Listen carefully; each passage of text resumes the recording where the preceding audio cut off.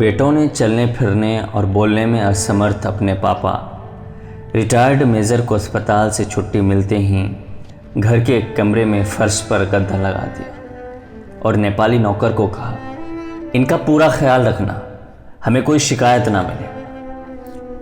छोटे बेटे की नई शादी हुई थी। उसने हनीमून व गर्मियाँ बिताने के लिए स्विट्ज़रलैंड जाने का प्रोग्राम बनाया और चला गया। बाद में दूसरे बेटे ने कनाडा एवं यूएस में और तीसरे ने रूस में छुट्टियां व्यतीत करने का प्रोग्राम बनाकर निकल गए। जाते जाते नौकर को एक फ़ोन देते हुए चेतावनी दी, हमारी 2 माह के बाद वापसी होगी, तुम पापा का पूरा ख्याल रखना, समय पर खाना, दूध और दवाई देना, पापा को तनिक भी परेशानी नहीं होनी चाहिए। नौकर ने सहज सहमति दे दी और वे सभी चले गए। वे जहाँ भी जाते आवश्यकता पड़ने पर हर जगह अपना परिचय मेजर के बेटे होने से शुरू करते और अपने पापा के साहस की कहानियाँ सुनाते। इधर बूढ़ा अपाहिज पिता केवल घर के कमरे में लेटा सांसें लेता रहा। वो न चल सकता था, न स्वयं से कुछ मांग सकता था। नौकर 24 घंटे उनके पास ही रहता और समय से भोजन, पानी, दूध, दवा आदि देता रहता। 1 महीना बीत गया।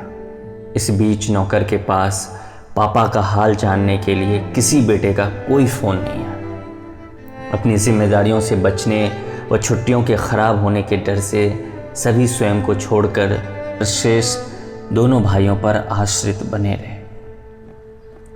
एक दिन नौकर फ़ोन घर पर ही छोड़कर कमरे में ताला लगाकर बाज़ार से दूध लेने गया और उसका एक्सीडेंट हो गया। लोगों ने उसे हॉस्पिटल पहुंचाया, किंतु वो कोमा में चला गया। नौकर कोमा से होश में ना आ सका और एक दिन चल बसा।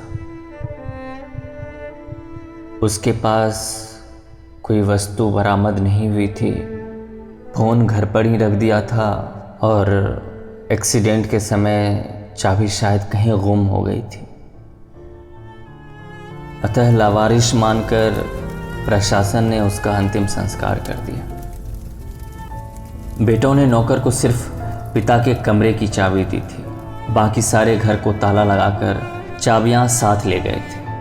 प्रतिदिन की भांति उस दिन भी नौकर उस कमरे को ताला लगाकर चाबी साथ लेकर गया था, ताकि उसकी अनुपस्थिति में कोई घर में घुस ना सके और फिर वो अभी वापस आ ही जाए।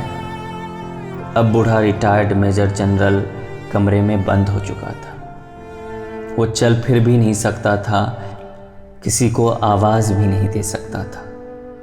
अपने निर्धारित कार्यक्रम के अनुसार जब सबसे पहले पहला बेटा वापस आया तो घर पर ताला पाकर नौकर को फ़ोन लगाया।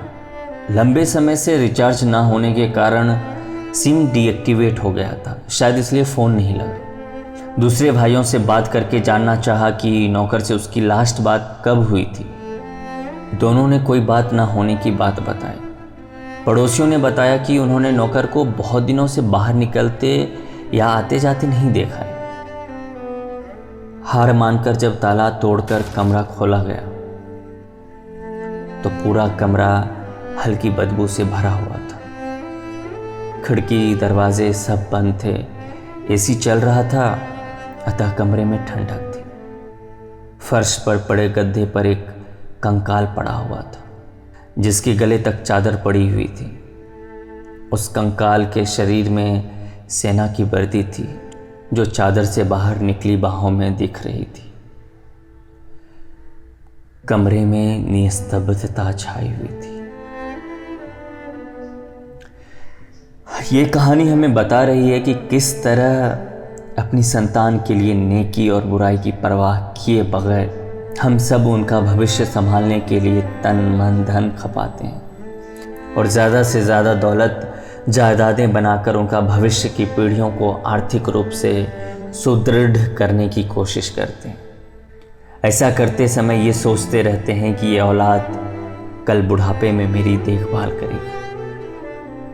बेहतरीन स्कूलों में भौतिक शिक्षा दिलवाने की आपाधापी में हम ये भूल जाते हैं कि जीवन उपयोगी नैतिक मूल्यों, मानवता युक्त संस्कारों, धार्मिक विचारों की शिक्षा देने से ही मानव का पूर्ण विकास संभव होता है। नैतिक, सामाजिक, धार्मिक व मानवीय शिक्षा को हम समय की बर्बादी समझते हैं। यदि ऐसा कहा जाए कि बूढ़े, अपाहिज, अशक्त हो चुके रिटायर्ड मेजर का मर जाना ही उचित था, मानते हैं, किंतु क्या ऐसी मृत्यु?